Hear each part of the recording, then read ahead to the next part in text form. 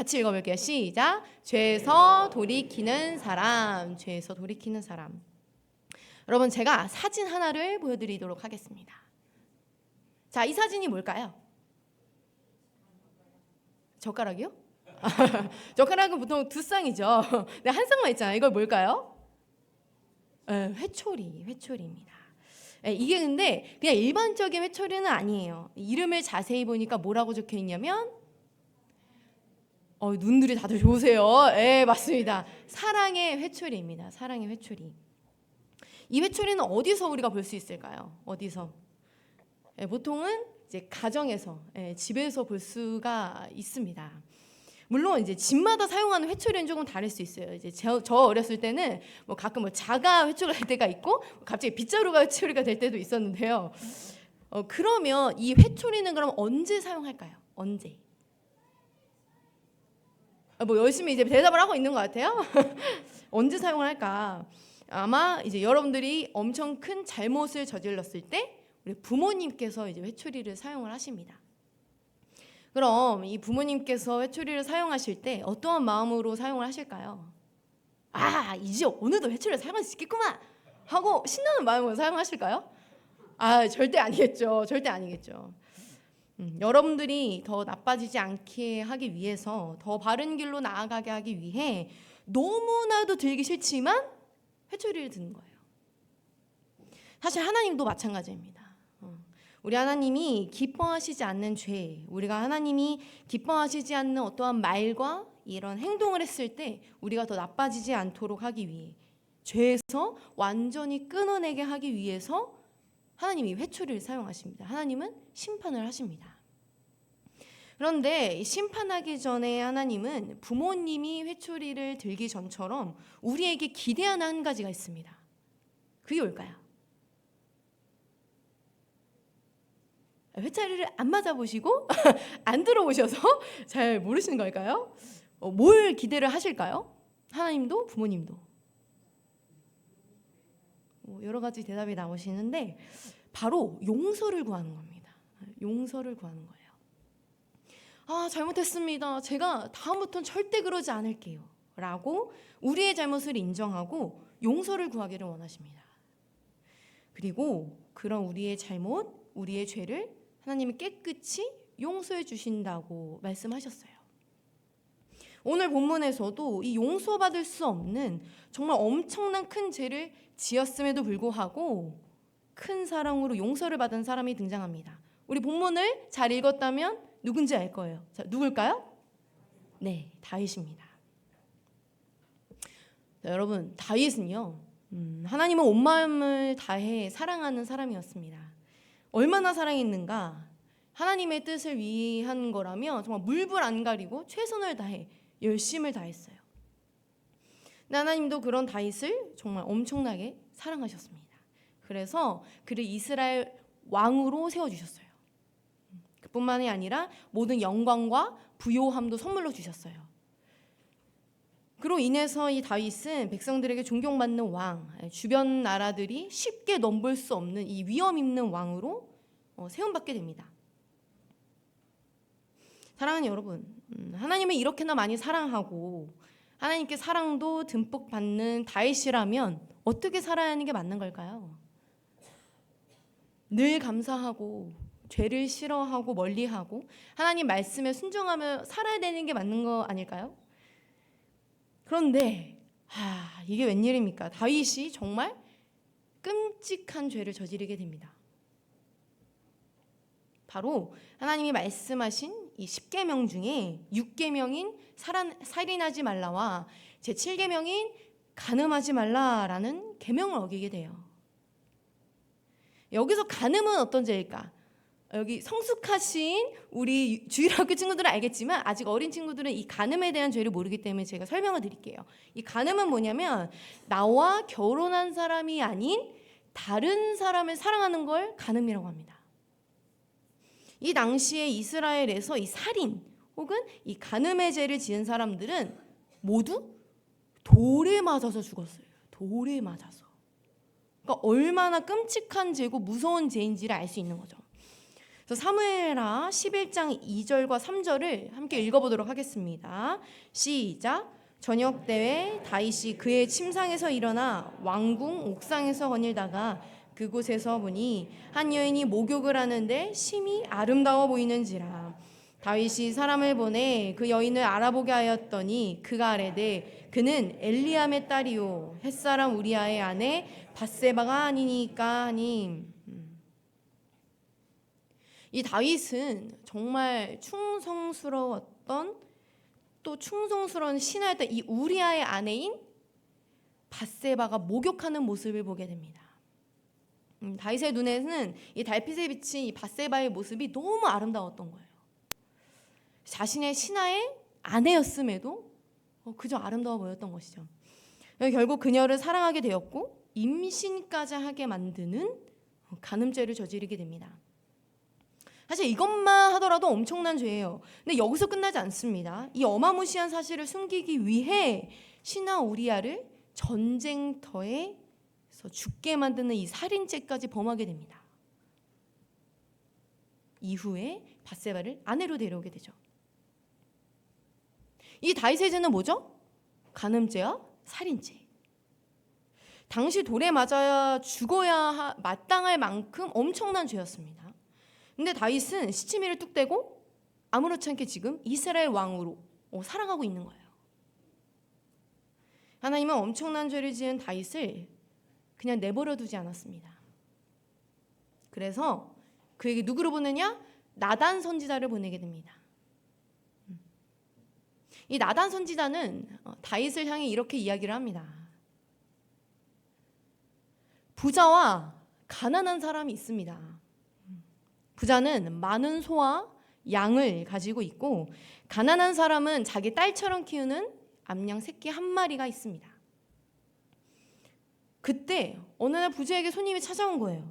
근데 이 부자가 자기 소와 양이 아깝다고 유일하게 키우고 있었던 딸처럼 귀히 키운 그 가난한 사람의 양을 빼앗아 요리를 대접하게 되는 겁니다. 자, 이 이야기를 들은 다윗의 반응은 어땠을까요? 대범 화를 버럭 냅니다. 아니, 어떻게 그런 말도 안 되는 행동을 하는 자가 있는가? 그게 누구란 말인가? 그 자는 죽어 마땅하다. 반드시 4배 이상의 대가로 갚아줘야 할 것이다 라고 바로 화를 내는 거예요. 아주 씩씩대며 분노하는 이 다윗에게 나단 선지자는 말을 합니다. 왕이여, 당신이 바로 그 나쁜 부자입니다.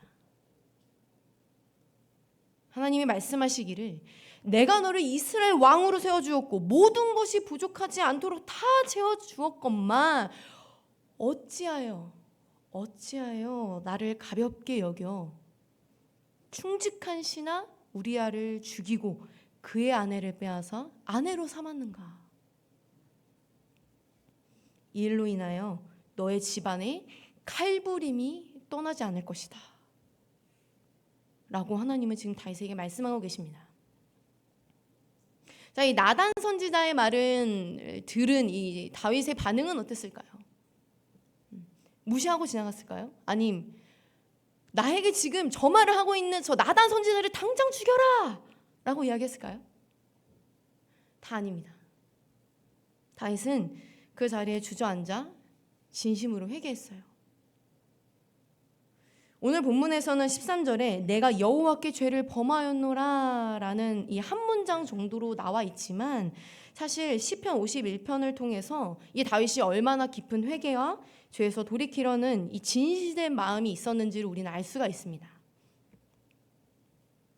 자신의 죄를 솔직하게 고백하며 깊이 그리고 진심으로 회개하는 다윗에게 나단은 이렇게 이야기했습니다.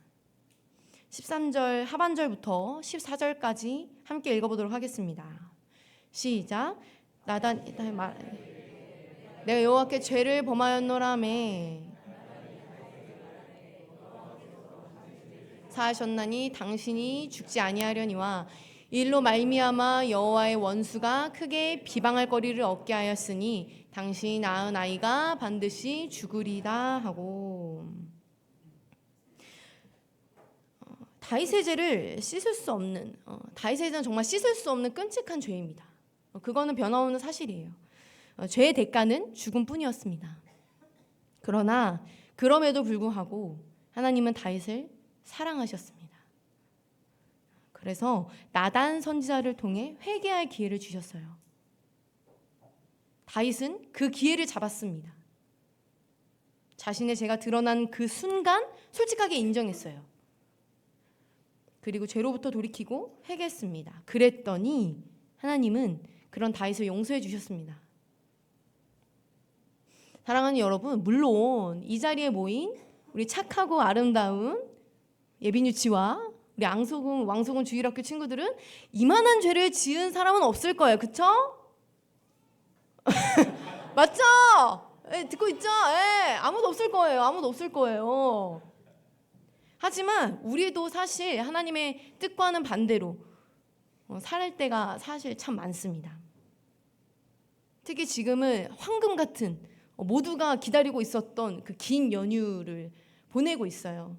이럴 때 사실 그동안 보지 못했던 가족들을 보게 되기도 하고, 추석 때 이제 예배를 드리는 분들은 또 그 예배를 드리는 시간 가운데 이야기도 나누고 그동안 못했던 이야기를 나누기도 하고 합니다. 그럼 우리 안에 사실 그 모임 가운데, 그 만남 가운데 사랑이 넘쳐야 하잖아요. 그런데 희한하게 더 싸우는 모습을 보게 됩니다. 어른들은 청년들을 보면 이렇게 얘기를 하죠. 취업은 언제 할 거니? 결혼은 언제 할 거고? 여러분들이 그동안 쌓였던 속마음, 우리 친구들은 부모님에게 이야기를 할 거예요.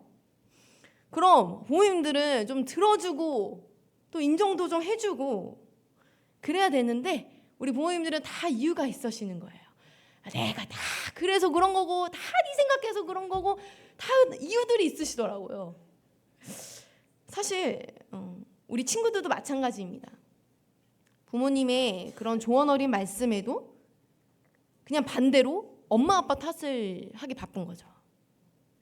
그러면 그 모임에 대한 어떤 그 의미 있는 퇴색이 되고, 사랑은커녕 서로 비난의 말들이 오고 하게 됩니다. 그러나 우리는 이러한 죄된 말과 행동에서 멀어져야 함을 기억하시기 바랍니다. 부모든 자녀든 죄를 인정하고 돌이키는 모습이 필요해요. 왜요? 우리는 모두 다 하나님의 자녀이기 때문입니다. 하나님께서는 우리가 죄를 인정하고 돌이킬 때, 그리고 회개할 때 우리 죄를 사해 주신다고 약속하셨습니다. 이 시간 여러분들은 부모님께, 우리 또 부모님들은 자녀들에게 상처 주었던 말과 행동을 한번 생각해 보시기 바랍니다. 내가 부모이기 때문에, 내가 자녀이기 때문에 무조건적으로 이해해 줄 거라고 생각하고 했던 그런 말들, 행동들, 그리고 그 행동과 말들을 하나님 앞에 솔직하게 고백해 보십시오. 진정한 회개는 생각에서 끝나는 것이 아닙니다. 입술로 고백하고 용서를 구하는 과정이 분명하게 필요합니다. 하나님, 제가 부모님께, 하나님, 제가 나의 사랑하는 자녀에게 이기적인 말과 행동으로 상처를 주었습니다. 주님 앞에 회개함으로 나아가오니 주님 용서하여 주시옵소서. 그럼 하나님은 우리의 회개를 들으시고 용서해 주실 것입니다. 그러나 여기서 끝나면 안 되겠죠. 여기서. 그 마음으로 오늘 부모님에게, 그리고 우리 자녀에게 나의 잘못을 솔직하게 고백하시길 바랍니다. 그리고 용서를 한번 구해보세요.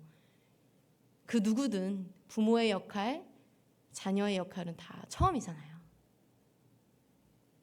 하나님이 우리를 용서해 주신 것처럼 하나님의 사랑으로 서로를 용서하는 시간이 되시기를 주님의 이름으로 축복합니다. 우리 아름다운 교회 친구들 모두가 죄 앞에서 모르는 척하는 사람이 아닌 죄를 인정하고 진정으로 회개하며 죄에서 멀어지겠다 결단하는 멋진 믿음의 사람 되기를 주님의 이름으로 축복합니다.